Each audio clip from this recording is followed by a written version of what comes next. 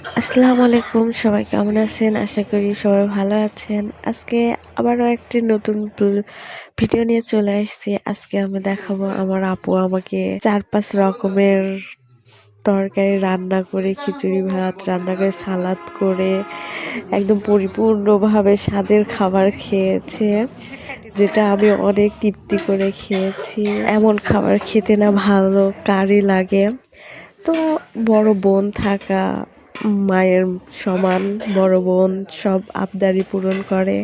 এদিকে সবাই খাওয়ার জন্য রেডি। আমার প্লেট দেখে তো সবারই লোভ লাগছে, সেটা তো আমি বুঝতেই পারছিলাম। আমারও খুবই খাওয়ার ইচ্ছাটা বেড়ে গিয়েছিল।